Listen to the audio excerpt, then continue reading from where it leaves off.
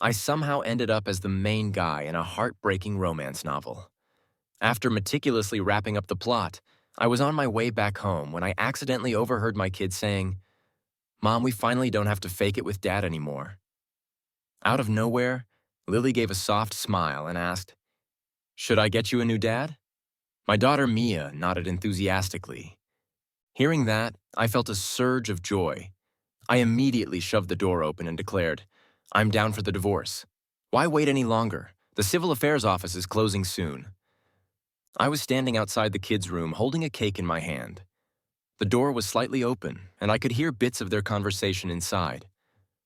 "Mom, will I ever get sick again?" Mia's voice echoed. "Yes," Lily responded softly, in a tone she only used with Mia. "The storyline is over. No more deviations, so you won't get sick anymore." "And what about Uncle Kenji?" Mia asked eagerly. "It's all Dad's fault. Uncle Kenji could only sneak around because of him. If Dad weren't here, we wouldn't have to do things we don't like. Mom could openly be with Uncle Kenji."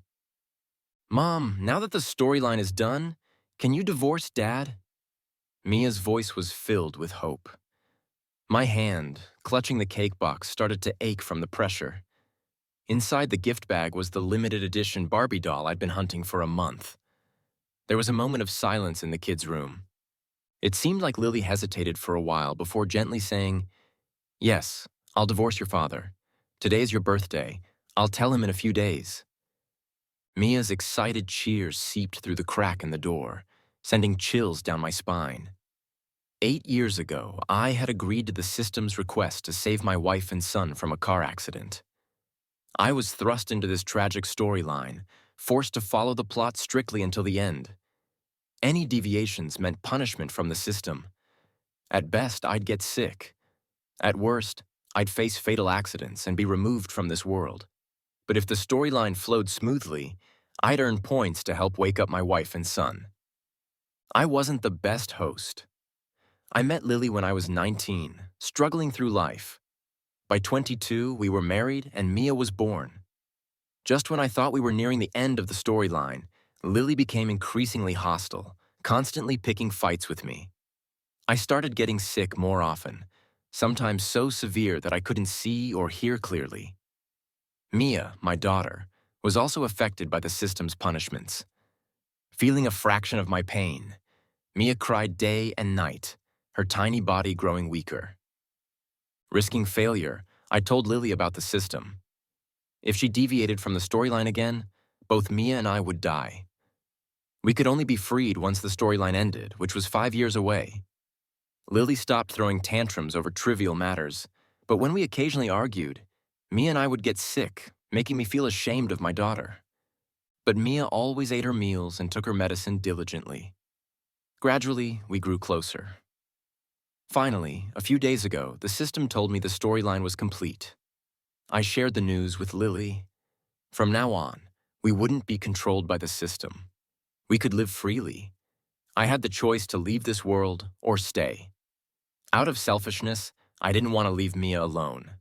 I planned to stay with her until she was an adult, but reality hit me hard. I turned around and threw the cake and toys into the trash. Then I pushed open the door and said, "I'm down for the divorce." I looked at Mia and said, "Mia, now I realize you've always wanted to swap me for a new dad. It must have been tough for you and Mom to stay with me." A flush of embarrassed anger appeared on Mia's little face as her lie was exposed. She still couldn't lie or hide her thoughts. She just stuck her neck out and accused me. "Daddy was eavesdropping. Bad Daddy. I don't like you because you're bad." Even though I was mentally prepared, hearing my daughter, whom I once held as my precious gem, say how much she hated me with her own lips was unbearable. The emotions inside me surged uncontrollably.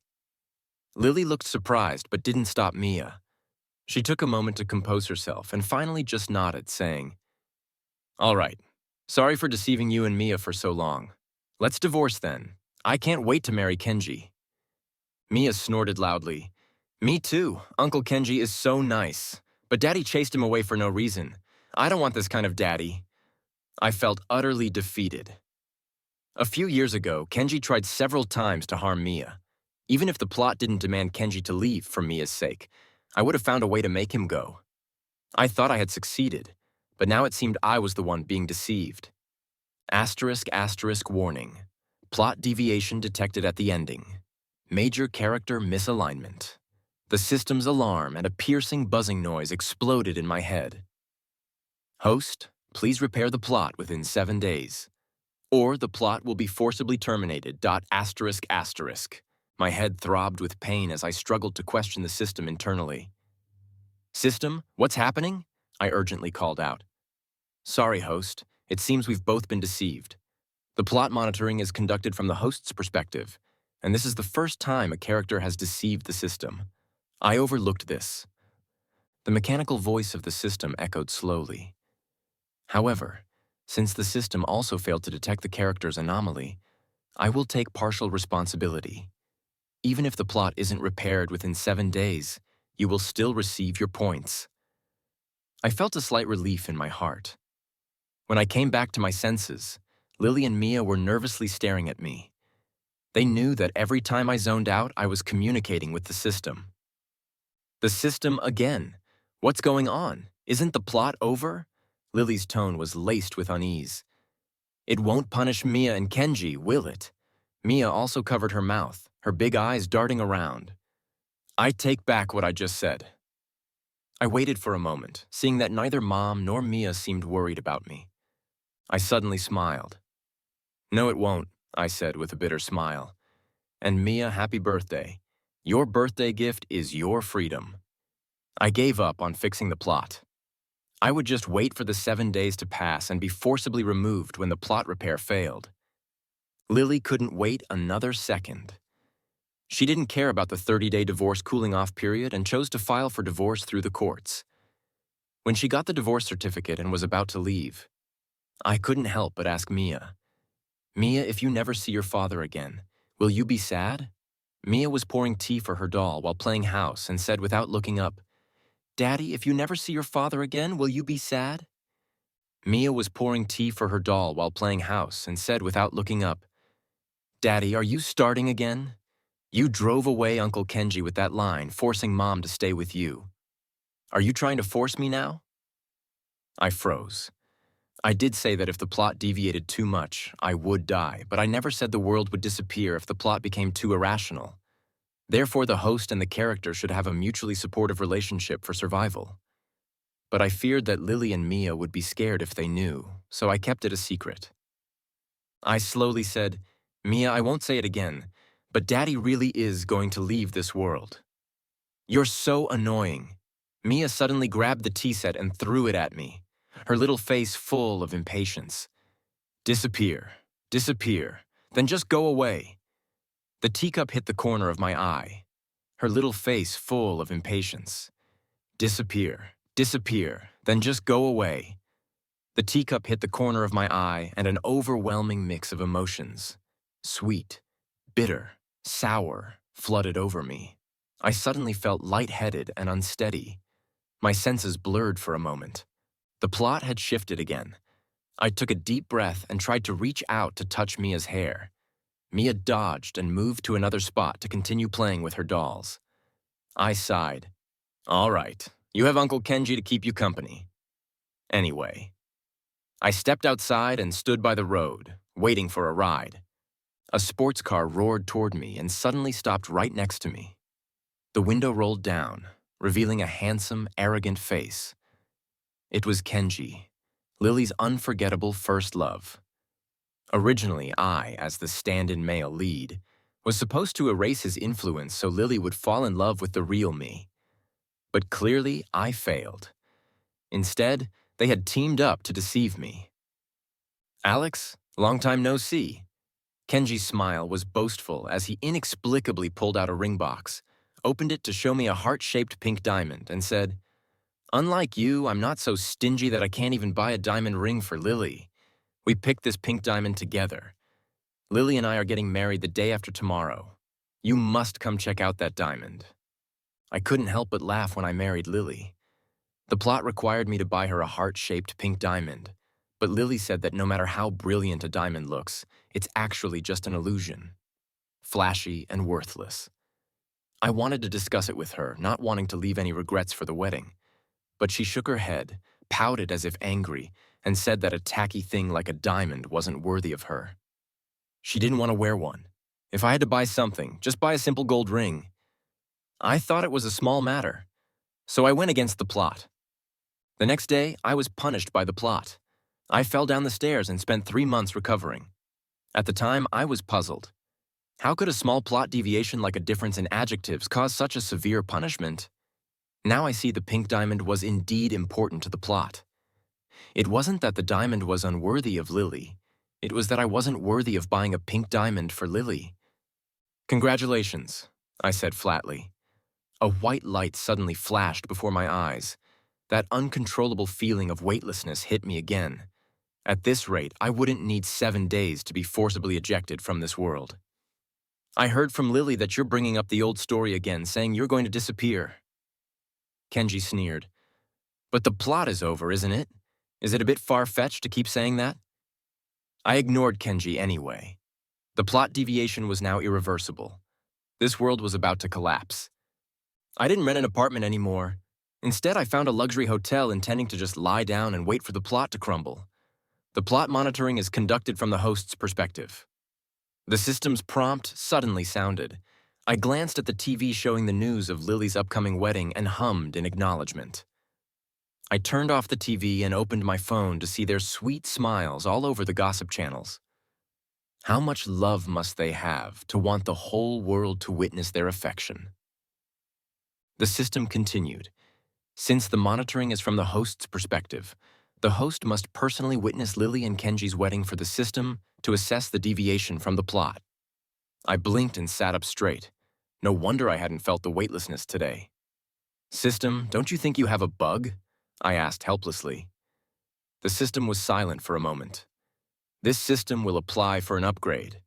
But if it weren't for this bug, given the host's abilities, it wouldn't have been possible to reach the plot's conclusion." I was choked by the system's words. "You, host, please quickly witness the plot." The system's mechanical voice had a trace of reluctance. "Soon, you'll be able to leave this world." Day 5. I wore a simple white shirt to attend Lily's wedding. The wedding was set on a white sandy beach. The weather was clear, with a gentle breeze. The venue was decorated like a sea of flowers, with even the walkway covered in pink petals. The system, afraid I might be troubled, suggested I wear a mask and sunglasses for disguise. I smiled and declined. I found a seat near the front on my own, waiting for the ceremony to begin. From this angle, I should be able to clearly see Lily and Kenji's expressions. "Host, actually you." The system was unusually talkative today. I shook my head. "Don't worry about me, actually. They don't care about me, and that's a relief. It's definitely sad, but I'm more excited about the life that awaits me when I return." With that thought, I picked up a napkin from the table, folded it a few times, and turned it into a little bear, showing it to the system. "Look, every time my kid throws a tantrum, I fold a little bear like this to cheer her up." Luckily, I haven't forgotten this skill. I held up the little bear, inspecting it. Behind me, a familiar soft voice suddenly spoke. "Daddy, why are you here?" I turned around and saw Mia dressed in an adorable flower girl dress. She was holding a flower basket. Inside the basket was a pink ring box. Instinctively, I reached out to hug her, but I pulled my hand back before touching her. Mia's expression was guarded. She clutched the flower basket and bluntly said, "You're not here to break up Mommy and chase away Uncle Kenji again, are you?" People around us all turned to look at me. I smiled. "Mia, you're mistaken. It was your Uncle Kenji who invited me to the wedding." Mia froze for a moment. She seemed surprised by my response, fidgeting with the hem of her dress. Then she saw the little bear in my hand and said, "Daddy, what's that?" She reached out to grab it. I gently pushed her away. "Mia, this isn't your toy. You can't just take it." Mia's eyes widened. She put the flower basket down and stubbornly grabbed my hand. "Daddy, I want to play with it." The next second, a voice called out from behind. I turned and saw Lily in a pure white wedding dress. Standing behind me at some point, she sneered, "Alex, using little tricks to win Mia over won't work." I looked at her coldly and said, "You're overthinking this. This is something I made for my kid." Lily froze for a moment, then her usual cold expression returned. She said, "Alex, have you gone mad? First you disappear, and now you've made up a kid. What's next? Are you going to tell me you have another wife? If I insist on marrying Kenji, will you vanish and go live with your imaginary wife and kid?" Lily seemed to find this an absurd joke. "Alex, you're disgusting. It was bad enough you lied to me, but now you're lying to a child too. Don't worry, you won't go anywhere for the rest of your life. You'll get to watch me, Kenji, and Mia live happily together." I didn't respond and sat back in my chair. She grabbed Mia's hand, picked up the flower basket, gave me one last look, and quickly left. The murmurs around me grew louder. I kept my focus inward, waiting for the ceremony to begin. Kenji entered, dressed in a sharp suit. When he saw me, a smirk tugged at the corner of his lips before he turned to gaze tenderly at Lily. To the sound of romantic, soft music, Kenji knelt down, proposed, and kissed his bride. The warning alarms in my head were so loud they felt like they were going to explode. As the weightlessness hit, even breathing became difficult. My internal organs began to shut down and shrink rapidly. I struggled to stay conscious and kept watching. Mia, holding her flower basket, skipped onto the stage. She called out joyfully, "Daddy Kenji?" before rushing into his arms. Lily lightly scolded Mia for her lack of manners. Kenji responded lovingly, hugging her and calling her his daughter. "Warning, warning, the storyline is nearing collapse. Host, please fix it immediately. If not, the host will be forcibly removed from this world." I ignored the system's buzzing. Instead, I leaned against the table, resting my head, and carefully observed Lily's expression. Lily had always been a reserved person. Even during the height of our romance, she never looked as happy and expectant as she did now. I couldn't understand it, but emotions are the most incomprehensible thing. That's why the system needs real people to experience the storyline. "Host, the plot deviation is nearing the limit." The system's voice came just in time. "The deviation is worse than the system predicted. If there's another stimulus, you could be removed at any moment." I barely made a sound of acknowledgement.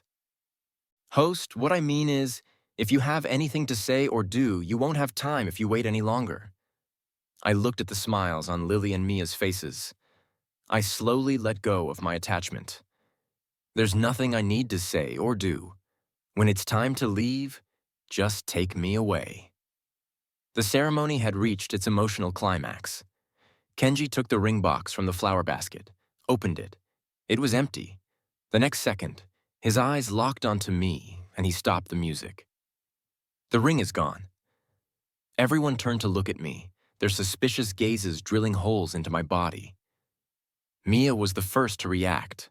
Her childish voice rang out, "Just now I was holding the flower basket and went to find Daddy." Lily, biting her lip and holding her skirt in frustration, said angrily, "Alex, you took it, didn't you? Give back the ring." Kenji, however, shook his head, pretending to be conflicted, and said, "Alex must be joking with us." In reality, I didn't even have the strength to stand up or refute them anymore.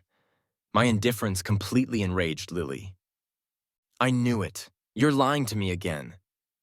Lily walked up to my side, grabbing my arm, and said, "Attending the wedding was just a cover. The truth is, you want to ruin my wedding with Kenji. Alex, you're really disgusting." I used all my strength, but could only manage a faint smile. Mia ran over too, kicking and punching me with her little arms and legs. It didn't hurt, but my clothes became stained with dirt. "Bad Daddy, you're ruining everything again. Daddy only hurts others. You only spoil the fun. I don't want you, Daddy. Just disappear." After Mia's shrill screams, the world suddenly came to a halt. The pain, the sense of weightlessness, and even my sadness all vanished. The entire space was frozen. Everyone's movements were suspended. "Warning, the plot has collapsed. Host Alex will be ejected from this world in 5 seconds." The monotonous mechanical voice echoed. I quietly watched as my soul began to detach from my body. Lily was holding on to me tightly. Her nails were deeply embedded in my flesh. Mia, like an angry little kitten, had her cheeks flushed red, baring her teeth. Kenji raised an eyebrow slightly. He stood on the platform, leaning down to enjoy the show. Faint pink reflection from a gem peeked out of his suit pocket. I understood he had hidden the pink diamond on him all along. I idly looked around. Most people looked at me with contempt, disdain. A half-lived life, a wife who didn't love me, a daughter who didn't care. A complete failure. I sighed, but I really had tried my best. I closed my eyes, opened them, closed them again, and opened once more. "System?" I asked through gritted teeth. "What's going on? It seems I've been trapped here as a soul." "Host, wait, there's another bug?" The system's voice rang in my head. "The plot is collapsing too quickly, 4 days earlier than expected. The exit passage isn't ready yet." I grumbled. "Don't tell me I have to go back to that body again." "You won't." The system sounded reliable. "You'll only remain as a soul, and at most, stay for 1 more day. This system has specially unlocked your movement privileges. During this time, you can move freely." I was speechless. "Thanks," the system replied. "You're welcome." "Host?" The system's voice grew fainter. "Remember to give me a good rating." The next moment, I blinked. I was already floating in midair. Everything that had been frozen started to come back to life. The environment became noisy. Lily's impatience, Mia's screams, and Kenji's smugness all burst into vivid motion. Lily looked at me coldly and said, "Speak." But with no soul left in my body, I instantly slumped against the back of the chair. She pinched my arm hard, clearly trying to wake me up from what she thought was a fake fainting spell. "Stop pretending, Alex. What exactly do you want? I beg you, stop tormenting me and Mia." Mia stopped kicking. She didn't understand the schemes of adults. She just sensed something was off in my unusual calmness. Seeing no reaction from me, Mia stupidly poked my leg with her finger. This was actually a secret between Mia and me. Every time I half-heartedly played house with her and pretended it was time to sleep, she would poke my leg. As soon as she poked me, I couldn't keep pretending. But this time, no matter how much she poked, I felt nothing, and my eyes remained shut. No, Mia was starting to get scared. She tugged at Lily's skirt and said, "Mom, Dad, enough. I'm so sick of this." Lily suddenly screamed hysterically. "It's all because I've been too stupid, too easy to fool, that you always lie to me, always trick me, Alex. You love to fake things. Fine, keep faking. I don't care at all." Lily pushed me hard. She thought I was just pretending to faint. She believed that, driven by the body's subconscious need for self-preservation, I would automatically protect myself before hitting the ground, allowing her to expose me. But I was already dead. My body was defenseless. I crashed to the ground with a loud thud. My head bounced up half an inch after hitting the floor, then hit the ground again. It was utterly pathetic. Even I felt a little sorry for myself. The way I left wasn't exactly dignified. People around me started screaming. Someone shouted to call 120 for an ambulance, someone else to call the police. Others were already pulling out their phones, eagerly filming the scene. Lily's face remained determined. Even when Mia threw herself on my body, screaming "Daddy" in terror, Lily kept that same expression. Even when Kenji rushed down and checked my breathing, Lily's face didn't change. Even as people shouted, "He's dead. Does anyone know CPR?" Lily didn't even lower her eyes to look at me. It wasn't until 120 arrived and took me in, and the now unconscious, crying Mia away, that Lily still stood there. The doctor asked if there were any family members to ride with us. When no one responded, they had no choice but to leave. For a moment, I hesitated, not knowing whether to follow the ambulance or stay here. Lily just stood there, cold as ice, oblivious to everything changing around her, as if in a dream. No one went over to wake her up. Not even Kenji dared approach her. The crowd gradually dispersed. It was only then that Lily seemed to come back to life. I floated in front of her, curiously watching her, those familiar features, just as delicate and beautiful as they were 8 years ago. Only now there was a layer of sorrow in her eyes. What was Lily troubled by? It must have been our marriage. Clearly, I was just her stand-in, but in the end, I became her husband. At first, I went to great lengths to orchestrate chance encounters, to be romantic, foolishly pouring out my heart. She would always give me a faint smile, as if she could see through all my plans. Even so, she still agreed to go on dates with me, playing out each part of the storyline again and again. At some point, I even thought I had melted her icy exterior. But when Kenji appeared, Lily began to drift further away from me. Especially after I revealed the existence of the storyline system, a wall went up between us overnight. I desperately tried to tear it down, but Lily kept rebuilding it. Even Mia questioned my feelings. This outcome must be what both Mom and Mia wanted. Mia is still young, only afraid of losing someone. If Kenji buys her more toys, she'll be fine, but why isn't Lily happy? I leaned closer to Lily's face. Her eyelashes hung low, with droplets of water clinging to them. Her thin lips trembled as if she wanted to laugh, but maybe she wanted to cry. After a long pause, she whispered, "Alex, this time, it's real." "No, it can't be. You're still lying to me." Suddenly, she raised her head, grabbed the car keys, and rushed outside. By the time we reached the hospital, the doctor had just confirmed my brain death. There was no need for resuscitation. Mia had already woken up. She sobbed and hiccuped, repeatedly saying that she didn't want Daddy to go, didn't want Daddy to disappear. The nurses tried to comfort her, but when they heard she had been kicking and wishing I'd disappear when I died, their expressions turned strange. In the end, no one went to comfort her. Mommy. When Mia saw Lily, it was like she had seen her savior. She ran to her, crying, "They're not saving Daddy. They said Daddy is dead." "Mommy," she continued, "it must be because we weren't good. That's why Daddy died." Lily's eyes turned red and she muttered in disbelief. "What?" Ignoring the staff, Lily rushed into the emergency room. I lay there, lifeless, on the cold operating table. The doctor shook his head and said, "I'm sorry for your loss, Lily." Unwilling to accept it, she grabbed the doctor's wrist. "Impossible! He has a system. How could he die so easily?" The doctor looked Lily up and down, then asked patiently, "What system?" Lily, dazed, replied, "The system.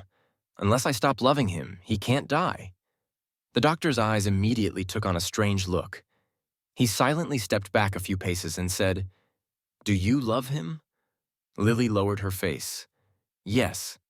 The doctor seized the opportunity, yanking her hand free and backing away even further. "Are you his family? He's been confirmed dead. You should prepare for the cremation." Lily stared at the doctor in disbelief. "No, you don't understand what I'm saying. The system, do you understand?"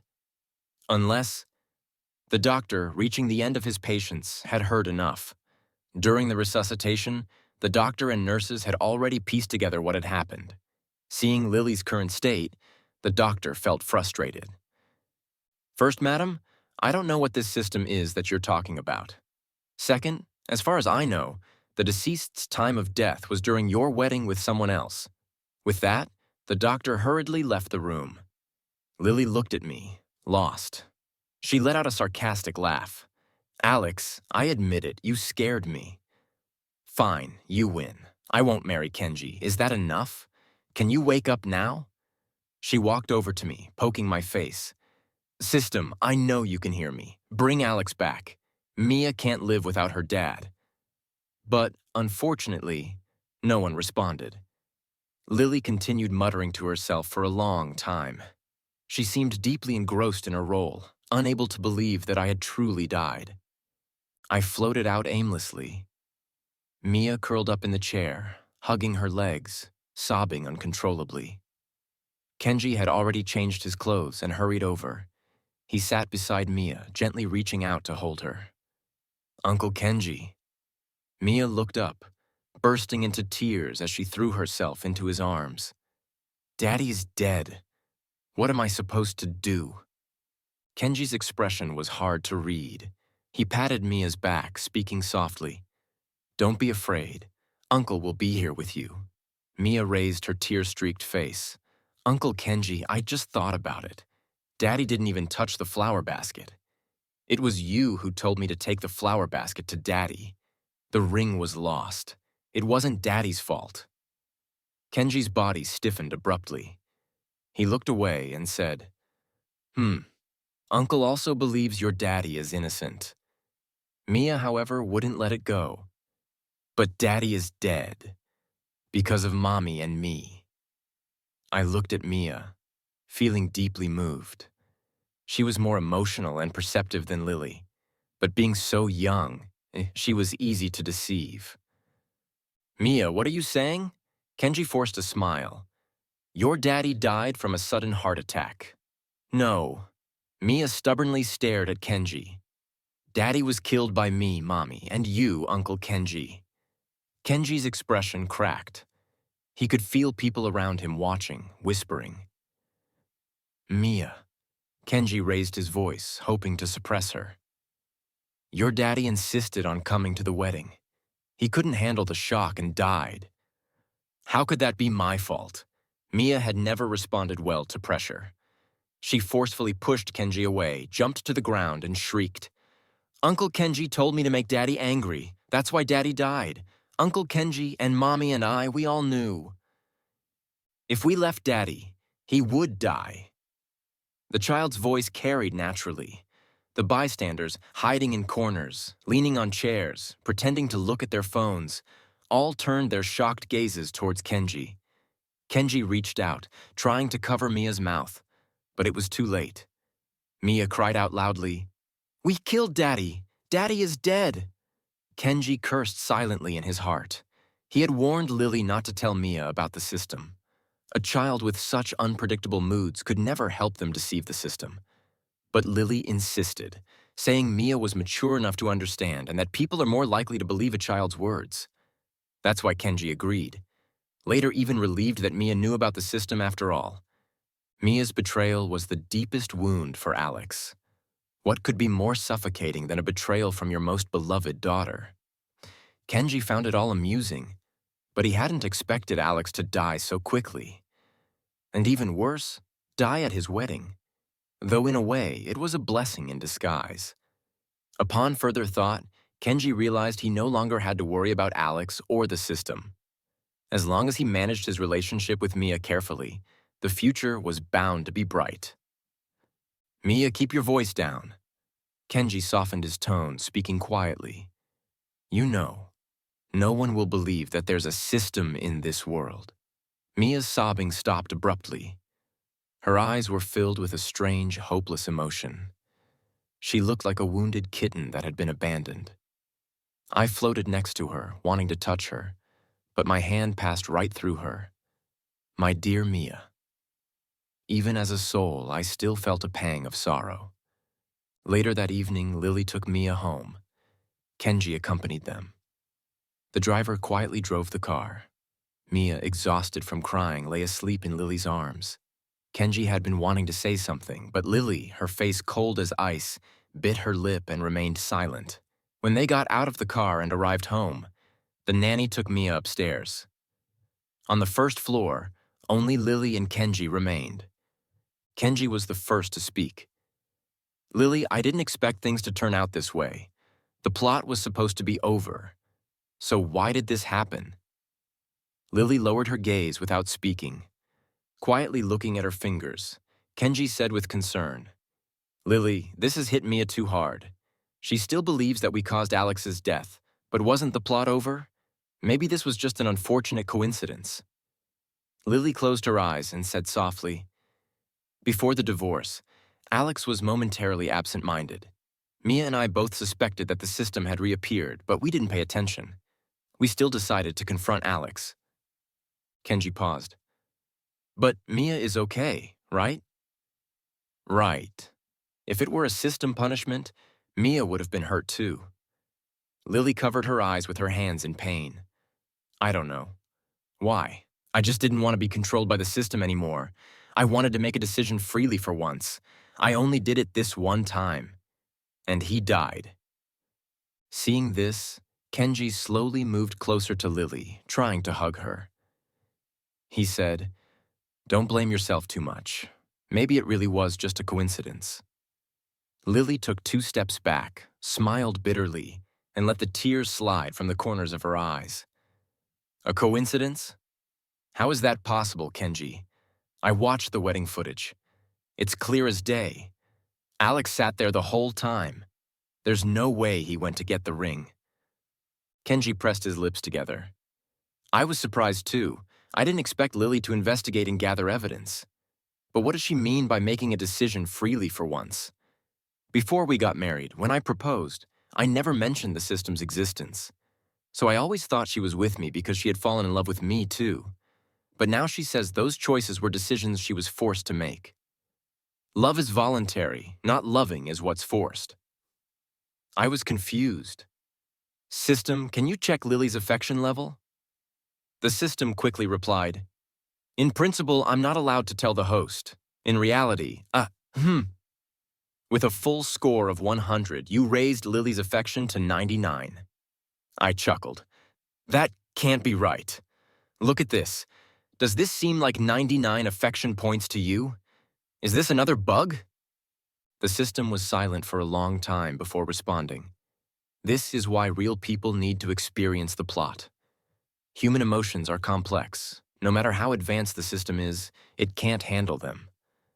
I let out a breath. But soon, I understood Lily's emotions. She was such a proud person, yet she fell in love with someone trapped by a system who had no choice but to be with her. On one hand, she wanted to follow her heart and stay with the person she loved. On the other hand, her pride told her that this kind of helpless, selfless love wasn't something she wanted. Lily wanted to love me, but resisted loving me at the same time. So conflicted, so torn. It was late at night.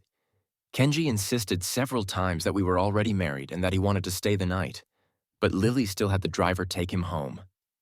After sitting downstairs for a while, Lily went upstairs to Mia's room. 3 days ago, she had been in this room arguing with Alex. Now Alex was dead. She walked to the bed, but didn't see Mia. She called for the nanny and found out that Mia had refused to sleep in this room anymore, arguing with Alex. Now Alex was dead. She walked to the bed, but didn't see Mia. She called for the nanny and found out that Mia had refused to sleep in this room anymore. Mia believes that because she said bad things about Mr. Alex in this room, that's why he left her. The nanny whispered. Mia went to sleep in Mr. Alex's room. Lily then went to Alex's room. She had never paid much attention to Alex's room. Now it was night and the lights were off, though it was dim. She felt she could see everything clearly. The water glass on the bedside table, the drawer that wasn't fully closed, the watch left on the window. So everything was still there. How could Alex be so cruel as to leave this world? How could he bear to do it? Lily wanted to be angry, to smash everything, to vent her inner panic and confusion. But in the end, she just walked to the bed, looked at the sleeping Mia, and gave her a gentle kiss on the cheek. Then she tucked her in. She didn't deserve this. She brought this on herself. Unable to get past her own heart, Lily didn't want to admit it, but she had to. She loved Alex. She was truly afraid that once Alex was free from the control of the system, he would leave her. So she left first. She wanted to see how Alex would react, but she never expected that Alex really didn't care. He agreed to the divorce without hesitation. In a fit of anger, she announced her remarriage. Alex actually showed up at her wedding. She was so furious. Then she held Kenji's hand and let him embrace her. Finally, she kissed Kenji. She even recognized Kenji as her husband. She swore she would love him for the rest of her life. Lily had known all along that Alex was watching her. He was watching her closely, and she proudly put on her performance. Until Alex's face turned pale and his eyes lost focus. At that moment, Lily knew she had made a mistake. A terrible mistake, but her pride wouldn't let her back down. First, she knew Alex could have ruined the wedding if he had wanted to, but there was no need. Yet she simply couldn't stay on that stage any longer, so she came down. Originally, she had wanted to force Alex to say what was on his mind, to take her away from the wedding and tell her how much he loved her. But once again, she was wrong. She had pushed Alex the wrong way, and now Alex was dead because of her. One test, one hurt after another. In the end, it led to an irreversible conclusion. Lily deeply regretted it. Regret was driving her mad. There was no one to hear her confession and no one to forgive her. Lily stood by the large window in Alex's room, looking outside. From this angle, she could see the front gate, the garden, and the fish pond. Alex had specifically placed a lounge chair by the window. Lily lay down on it. It was comfortable indeed, but she couldn't find any joy in it. The view was mediocre, nothing particularly beautiful to look at, and the chair wasn't facing the garden or the pond. It was facing the front gate. What's so special about the gate? Lily thought as she rocked the chair. What could the gate possibly show? It's where Alex could see Mia and Lily coming home first. It was late at night. I watched as Mia insisted on sleeping in my bed, and I watched Lily pacing around my room, eventually lying down in the chair I often used, slowly falling asleep. I found it odd. They never came to my room before. Now that I'm dead, they come. Even the system didn't understand this behavior. After analyzing it for a while, it made a crackling noise like it was malfunctioning. All right, take a break, stop analyzing. I sighed. Is the exit passage ready? Almost? The system replied, once you leave, there's no coming back. I gave a soft hum. Will this world be destroyed? The system started analyzing again. The plot has collapsed, so the world must be destroyed. However, the system will first investigate and submit a bug report for an upgrade request, so the world will continue to exist briefly. I floated to Lily's side, quietly observing her profile. After 8 years, I realized I never truly understood her. I had failed completely. What exactly was the 99% of her love? I still don't know. With a sigh, I floated over to Mia. She was sleeping restlessly, perhaps having a nightmare. Her brow furrowed, her lips tightly pressed together. I couldn't touch her. I couldn't smooth her forehead. I leaned close to Mia's ear and whispered softly, Mia is just a child. You must be scared too. Daddy doesn't blame you. You're still Daddy's little girl. The system went quiet. I floated around the room, watching Lily and Mia. Drifting in thought, a few hours later, the system suddenly returned, saying, the passage is ready. I took one last look at this familiar space. Let's go. 3 years later, in the real world, I rarely think about the plot world anymore. My daily life consists of going to work, playing with my son, and joking with my wife, just like most ordinary families. We live an ordinary life, simple yet happy. Since I gave the system, which frequently bugged out, a good rating, it occasionally rewards me with points. The points can be exchanged for luck in the real world. For example, winning the lottery, getting a promotion, a raise, or maintaining good health. It's a small perk. One afternoon, the system suddenly came online. Alex, the system's investigation is complete. The plot world will soon collapse. I had just woken up from a nap. I hummed an acknowledgement and then hesitated, asking, how are they doing? The system paused. In principle, I'm not allowed to tell the host. In reality, Lily refuses to see Kenji anymore and spends her days working and spending time with Mia and visiting your grave, burning offerings. I almost choked on my own saliva. The system continued. Mia was heartbroken for a long time and couldn't get over it. It took her a year to accept your death and start living normally again. Like Lily, Mia doesn't want to see Kenji anymore. She's just too scared to visit your grave. She still feels like she's the one who killed you, too afraid to face you. I sighed. As for Kenji, the system's tone was flat. He harassed Lily countless times, either showing up at her workplace or banging on her door late at night. The last time, he got drunk and ambushed Lily on her way home in the middle of the night.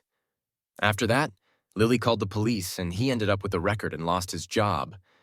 Now he drifts through life aimlessly. I remained silent.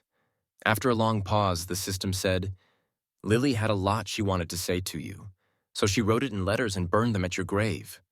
Do you want to read them? They're full of things about the two of you and her feelings for you. I didn't think twice and refused immediately. The system didn't understand. Aren't you curious why she treated you that way? Why she conspired with Kenji to deceive the system and deceive you? Aren't you curious what that 99% love of hers really looked like? I kept shaking my head. You. The system's mechanical voice was filled with confusion. Human emotions are so strange. This system thought Lily didn't love you, but it turns out she did. This system thought you'd feel unsatisfied, that you'd want a clear answer. But you don't. Strange. Very strange. I shrugged. What's so strange about it? The system asked, why don't you want that answer? I gathered my thoughts. For systems like yours, the primary task is to figure out definitions, to judge yes or no. But humans are not rational animals. They're slaves to their emotions. I don't know what Lily was thinking or how she was loving her Alex, but during those years I spent as her Alex, I genuinely felt pain and coldness. So Alex got his answer. It wasn't love. At least, it wasn't the kind of love Alex needed. And since it wasn't what he needed, he could leave. There's no need to verify something unnecessary. Isn't that simple? The system made a faint buzzing sound as it processed. A few seconds later, it said, love is love. Not loving is not loving. The system didn't understand. I burst out laughing. First of all, love is joy. Secondly, if I had verified it and found out that Lily did indeed love Alex, but Alex was still in agony and pain. Finally, system, let me ask you, do you think a love that causes so much suffering fits your definition of love? The system crashed again. I refused the system's offer to show me those letters Lily had burned for me multiple times. It was very eager to study my reaction. I refused again. The system finally gave up, but still thought my refusal was worth studying as compensation. It continued giving me more points, allowing me to live a comfortable and abundant life so it could keep studying. A year later, the system's upgrade report finally got approved. After the complete upgrade, the system figured something out. Lily's Alex was already dead. The Alex in the real world was still alive. The heavy burdens from the plot world shouldn't be forced onto the real Alex. The system felt guilty. It gave Alex a huge amount of points, so much that Alex worried he might live to be 200 years old. Maybe he'd even be studied as a freak. Many years later, the system was busy handling other hosts, rarely making an appearance. I was quite content with this peaceful life. In the end, life is long and worth loving.